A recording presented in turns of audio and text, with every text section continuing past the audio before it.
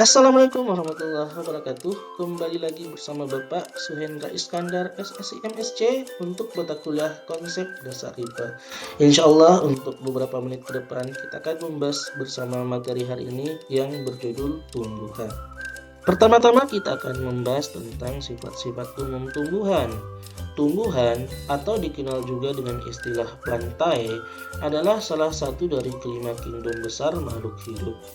Seperti halnya makhluk hidup lain, tumbuhan memiliki ketujuh ciri-ciri makhluk hidup, yakni bernafas, bergerak, makan, tumbuh dan berkembang biak, pekat terhadap rangsangan, dan bermetabolisme. Adapun yang membedakan tumbuhan dengan makhluk hidup lain adalah mempunyai klorofil dan mampu berfotosintesis. Ini juga yang menjadi alasan mengapa jamur tidak digolongkan sebagai tumbuhan walaupun memiliki banyak ciri-ciri yang menyerupai tumbuhan, karena ketidakmampuan jamur untuk berfotosintesis karena ketiadaan klorofil. Sejak bumi terbentuk 4, miliar tahun lalu hingga bumi berumur 4 miliar tahun, tidak ada kehidupan di bumi kecuali mikroorganisme yang ada di wilayah perairan. Ketika itu, daratan bumi belum ada tumbuhan sama sekali.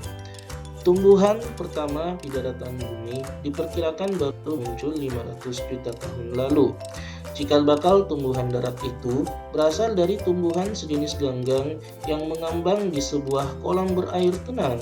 Lompatan dari tumbuhan di air ke darat itu kemudian memunculkan tumbuhan sejenis lumut. Dengan adanya lumut, tanah pun tercipta sehingga tanaman-tanaman lain seperti tumbuhan paku yang bisa hidup di daerah minim tanah bisa tumbuh, yang kemudian dilanjutkan dengan munculnya beraneka ragam jenis tanaman lain dengan tingkatan yang lebih tinggi. Di Al-Quran sendiri, salah satunya dijelaskan dalam Quran Surah Al-An'am ayat 99 bahwa penciptaan tumbuhan ke muka bumi tidak lain adalah untuk kemaslahatan umat manusia sendiri. Oleh karena itu, kita sebagai umat manusia penting untuk melestarikan tumbuhan. Nah, sekarang kita akan masuk di pembahasan klasifikasi tumbuhan.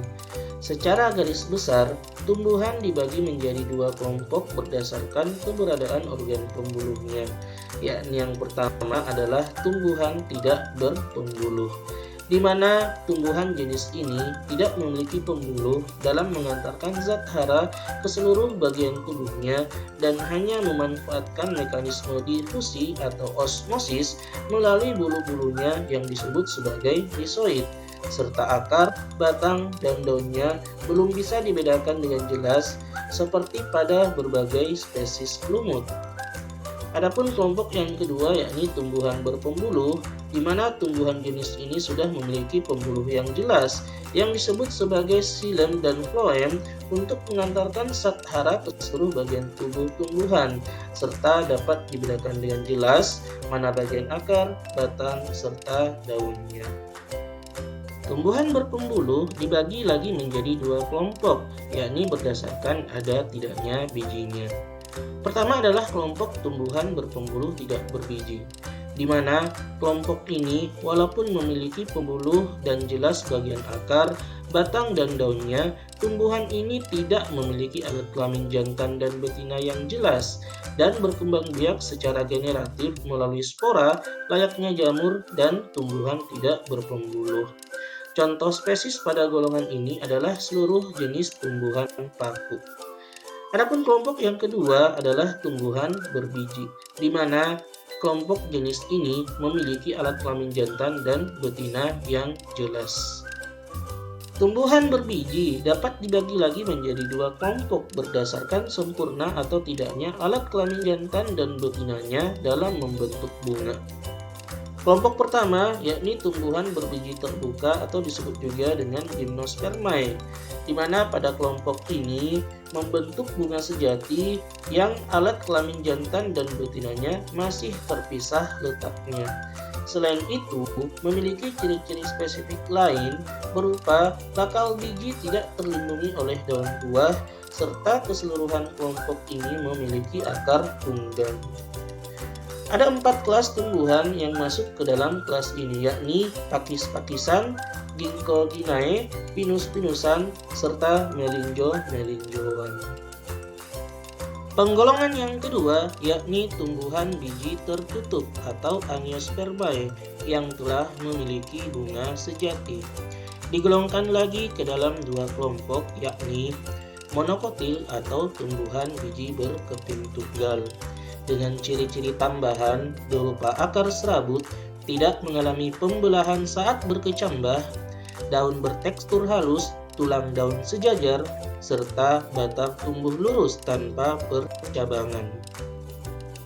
Memiliki banyak jenis antara lain anggrek-angrekan, palem-paleman, jahe-jahean, pisang-pisangan, serta padi-padian.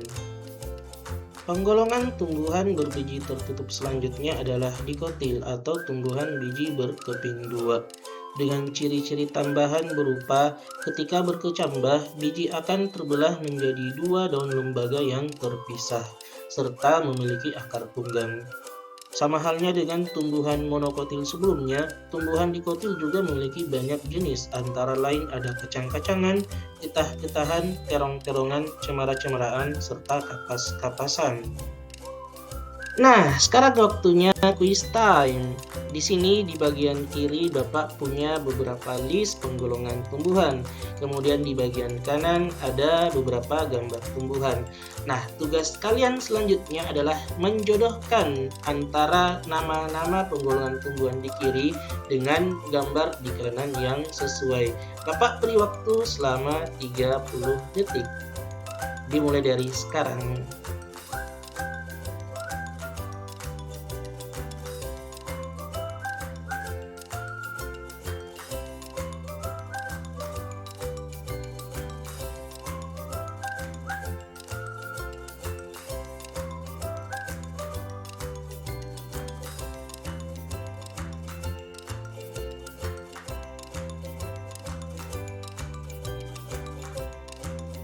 Ya, waktu habis.